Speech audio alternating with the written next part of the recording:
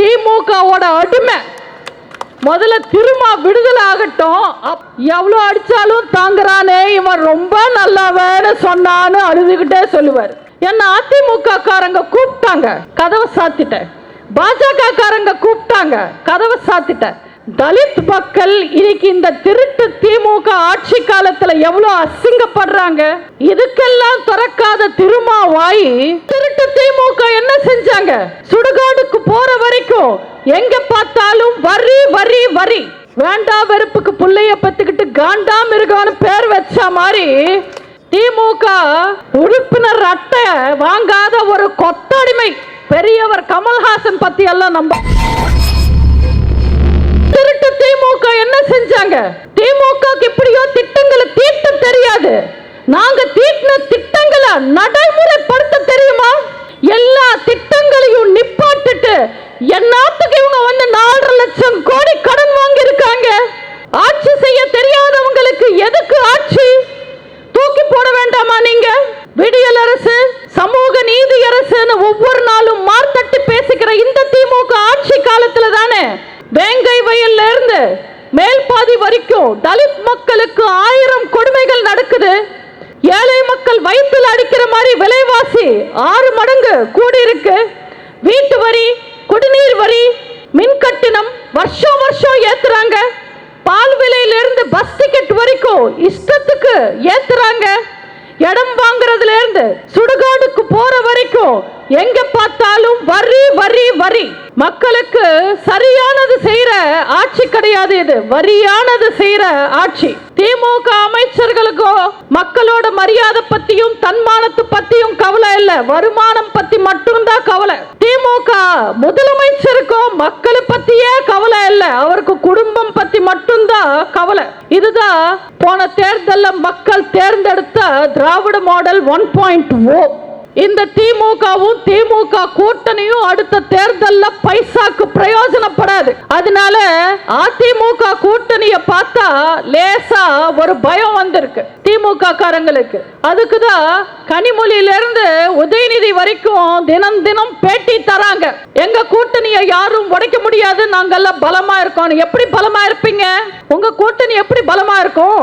கூட்டணி பலமா இருந்தா பத்தாது, மக்கள் கூட உங்களுக்கு இருக்கிற உறவு பலமா இருக்கணும். நாளைக்கு நம்ம அண்ணன் ஓட்டு கேட்டு வரும்போது நெஞ்ச நிமித்துக்கிட்டு வந்து தைரியமா எனக்கு ஓட்டு போடுங்கன்னு சொல்லுவாரு. ஏன்னா இந்த பகுதிக்கும் இந்த பகுதி மக்களுக்கும் இந்த தொகுதிக்கும் அவ்வளவு செஞ்சிருக்காரு. உங்களுக்காக போராடி எத்தனையோ திட்டங்கள் அம்மா கிட்ட இருந்தும் அண்ணன் எடப்பாடியார் கிட்ட இருந்தும் கொண்டு வந்திருக்காரு. இந்த பகுதியில 12 கோடி செலவு பண்ணி அம்மா திருமண மண்டபம் கட்டியிருக்காங்க. 55 கோடியை செலவு பண்ணி ஹவுசிங் போர்ட்ல தார் சாலை, பேவர் சாலை அமைச்சிருக்காங்க. இந்த பகுதியில் இருந்த கோ எஜுகேஷன் ஹை ஸ்கூல ஹையர் செகண்டரி ஸ்கூல உயர்த்தி பெண்களுக்கு தனியா ஆண்களுக்கு தனியான்னு பிரிச்சு ஹையர் செகண்டரி ஸ்கூல கொண்டு தரமான கல்வியை கொடுத்தாரு. இந்த ஊராட்சியில் வர குப்பைகள் எல்லாம் அள்ளி அது பயோகேஸ் சென்டரா பயோகேஸா மாத்துறதுக்கு 1 கோடி ரூபாய் செலவு பண்ணி ஒரு சென்டர் அமைச்சாங்க. ஐயப்பாக்கத்துல இருந்து ஆவடி வரைக்கும் மேம்பாலம் கட்டினாங்க. அவ்வளோ ஏங்க, அண்ணன் பெஞ்சமின் அவர்கள் அவரோட சொந்த பணம் 25 லட்சம் ரூபாய் செலவு பண்ணி போலீஸ் ஸ்டேஷனை புதுப்பிச்சிருக்காரு.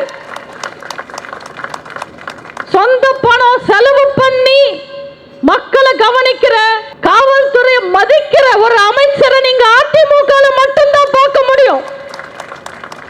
தேடி தேடி பார்த்தா கூட திமுக பார்க்க முடியாது. இந்த திமுக இன்னைக்கு மக்களை பத்தி யோசிக்காம, மக்களை பத்தி கவலைப்படாம, மக்களை நம்பாம கூட்டணியை நம்பி இன்னைக்கு தேர்தலை சந்திக்க போறாங்க. உண்மையில அந்த திமுக கூட்டணி எப்படி இருக்கு? நம்ம எதுக்கு திமுக கூட்டணியை உடைக்க போறோம்? கட்டி போட்டு இருந்தா தானே உடைக்கணும். சும்மா ஒட்டிக்கிட்டு இருக்கிற விஷயத்தை யார் உடைக்கணும்? தானாவே உதிர்ந்து போகும். நம்ம அந்த திமுக கூட்டணிய கொஞ்சம் ஊத்து பார்ப்போமா? திமுகவையே எவ்வளவு நேரம் பேசுறது? திமுக கூட்டணி பத்தியும் பேசுவோம். எல்லா விஷயங்களையும் இன்னைக்கு இந்த திருட்டு திமுகவுக்கு துணை போறது அவங்க கூட்டணி தானே. ஃபர்ஸ்ட் விடுதலை சிறுத்தைகள், அண்ணன் தெரியுமா? விடுதலை சிறுத்தைகள் இன்னும் திமுக கிட்ட இருந்து விடுதலை ஆகாத சிறுத்தைகள். அண்ணன் திருமா ஒவ்வொரு தடவை ஸ்டாலின் கூட மீட்டிங் முடிச்சுட்டு வெளியில வரும்போது அவர் பேட்டி கொடுக்கும்போது எனக்கு ஒரு வடிவேலு காமெடி தான் ஞாபகம் வரும். ஒரு படத்துல கிரி படம்னு நினைக்கிறேன், வடிவேலை தூக்கிட்டு போய் அடி அடி அடி அடி அடி அடின்னு அடி பின்னி எடுத்துடுவாங்க. எல்லா அடி வாங்கிக்கிட்டு வீடு திரும்பிட்டு வந்த வடிவேலை பார்த்து கூட இருக்கிற பொண்ணு கேட்கும், அண்ணே எவ்வளோ அடிச்சிருக்காங்க, உங்களுக்கு கோபமே வரலையா, நீங்க எதுவுமே செய்யலையான்னு. அதுக்கு வடிவேல் அழுதுகிட்டே சொல்லுவாரு.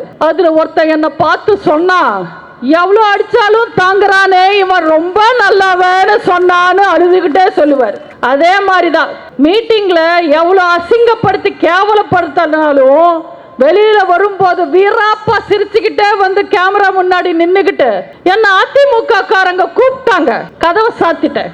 பாஜக காரங்க கூப்பிட்டாங்க, கதவை சாத்திட்டேன். தாவேகா காரங்க கூப்பிட்டாங்க, கதவை சாத்திட்டேன். பாமக காரங்க கூப்பிட்டாங்க, கதவை சாத்திட்டாங்க. ஏன் மமதா அக்கா கூட கூப்பிட்டாங்க, கதவை சாத்திட்டேன், நான் போகலையே அப்படின்னு வீராப்பு பேச்செல்லாம் பேசுவார். திருமாவை தூக்கி வச்சு கொண்டாடி தலைவராக்கி அழகு பார்த்த தலித் மக்கள் இன்னைக்கு இந்த திருட்டு திமுக ஆட்சி காலத்துல எவ்வளவு அசிங்கப்படுறாங்க. வீடு பூந்து வெற்றா, குடிநீர்ல மலத்த கொற்றா, வாய்க்கு வந்தபடி திட்டுறா, படிக்க போனா விரட்டுறா, வேலைக்கு போனா மிரட்டுறா. இதுக்கெல்லாம் திறக்காத திருமா வாய் உத்தரப்பிரதேஷ்ல இல்ல பீகார்ல இல்ல காஷ்மீர்ல ஏதாவது நடந்தா அலிபாபா குகை மாதிரி வாய திறந்துகிட்டே வந்து பேட்டி தருவாரு. இவங்களை இன்னும் கூட மக்கள் நம்புறாங்க. தலைவர் அம்பேத்கரே சொல்லியிருக்காங்க, அடிமைகளை ஒருபோதும் நம்பாதீங்கன்னு. திருமா இன்னும் கூட திமுகவோட அடிமை. முதல்ல திருமா விடுதலை ஆகட்டும், அப்புறம் அவர் சிறுத்தை ஆகலாம். அந்த கூட்டணியில இருக்கிற காங்கிரஸ் நேதா கட்சி ஆரம்பிச்சவங்க எல்லாம் நான் தான் சிஎம்னு சொல்லிக்கிட்டு சுத்தும் போது அது ஒரு 60 வருஷம் ஆண்ட காங்கிரஸ் இவங்க தான் எங்க சிஎம் கேண்டிடேட்னு சொல்லிக்கிறதுக்கு ஒரு ஆள் இல்லாம தவிக்குது. இந்தியாவுக்கே பிரதமரை செலக்ட் பண்ண காமராஜர் ஐயா வளர்த்த காங்கிரஸ் இன்னைக்கு தமிழ்நாட்டில் சிஎம் பதவிக்கு கேண்டிடேட்டுக்கு ஆள் இல்லாம தவிக்குது. கட்சியை வளர்க்கணும், ஆட்சி அமைக்கணும்னு ஆசைப்படுறவன் தானே வேலை பாப்பா. நீங்களே யோசிச்சு பாருங்க, வீட்டுக்காரனுக்கு தானே வீட்டு மேல அக்கறை இருக்கும், வேலைக்காரனுக்கு எப்படி அக்கறை இருக்கும்? தமிழ்நாட்டு காங்கிரஸ்ல இருக்கிறவங்களுக்கு அதிகாரம் எல்லாம் தேவையில்லை, அதிகாரத்துல இருக்கிறவங்க கூட ஒட்டிக்கிட்டே காலத்தை போக்குனா போதும். எவ்வளவு அசிங்கப்பட்டாலும் அவங்களுக்கு கவலை இல்லை.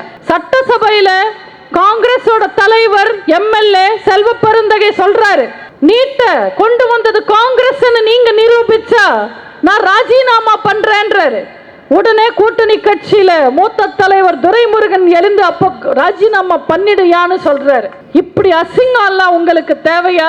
முதுகெலும்பு இல்லாம வாழ்றதுக்கு, அடுத்தவன் முதுகில சவாரி செஞ்சுக்கிட்டே வாழ்றதுக்கு பதிலா கை எச்சப்பட்டாலும் பரவாயில்லன்னு நாக்க புடுங்கிட்டு செத்துடலாம். இல்ல இந்த கூட்டணியில இருக்கிற கம்யூனிஸ்ட் பத்தி நான் என்னன்னு பேசுறது?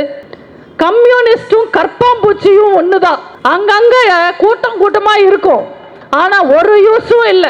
உழைப்பாளர்களுக்காக ஆரம்பிக்கப்பட்ட கட்சி கம்யூனிஸ்ட் கட்சி இன்னைக்கு திமுக காரங்களுக்காக உழைச்சிக்கிட்டு இருக்காங்க. இந்த கூட்டணியில இருக்கிற கடைசி பிட்டு ஒரு ஜாயிண்ட் பிட் ஒருத்தர் இருக்காரு. ஒரு காலத்துல அவர் பார்லிமெண்ட்ல புயல், இன்னைக்கு ஸ்டாலின் வீட்டுல குயில். வேண்டா வெறுப்புக்கு புள்ளைய பத்துக்கிட்டு காண்டா மிருகான்னு பேர் வச்ச மாதிரி கட்சிக்கு ஏதோ ஒரு பேரை வச்சு ஏதோ ஒரு சின்னத்துல நின்று 1-2 சீட்டு வாங்கிக்கிட்டு அவரும் அவர் மகனும் பதவியில இருக்கிறதுக்கு துடிக்கிறவர் தான் ஐயா வைகோ. தெருக்கூத்துன்னா கோமாளிய வச்சுப்பாங்க, திமுக கூட்டணி என்ன வைகோவை வச்சுப்பாங்க. நீங்கெல்லாம் யோசிக்கிறது எனக்கு புரியுது. நான் ஒருத்தரை மட்டும் விட்டுட்டேன், அவரை பத்தி நான் என்னன்னு பேசுறது? ஒரே ஒரு சீட்டுக்கு மொத்த கட்சியையும் கை கழுவுனவரு. திமுக உறுப்பினர் அட்டை வாங்காத ஒரு கொத்தடிமை பெரியவர் கமல்ஹாசன் பத்தி எல்லாம் நம்ம பேசக்கூடாது. இவங்க எல்லாரும் அதிமுகவை பார்த்து அவங்க பயந்து கூட்டணி வச்சிருக்காங்க, இவங்க மிரண்டு கூட்டணிக்கு வச்சிருக்காங்கன்னு நம்ம பத்தி பேசுறாங்க. பயப்படுறதுக்கும் அடங்கி போறதுக்கு நாங்க என்ன அடிமைங்க திமுகவா? சிங்க தலைவர்கள் வழிவந்த சிங்க குட்டிங்க நாங்க. எவனவனோ மிரட்டி சொந்தம் கொண்டாட அதிமுக ஒன்றும் புறம்போக்கு நிலம் இல்ல. இது புரட்சி தலைவர் உருவாக்குன இயக்கம். புரட்சி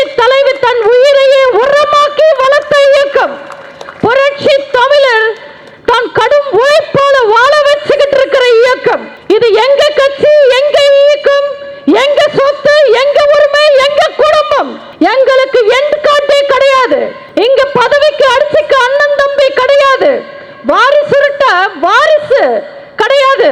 கொள்ளையடிச்சு கப்பம் கட்ட குடும்ப ஆட்சி கிடையாது.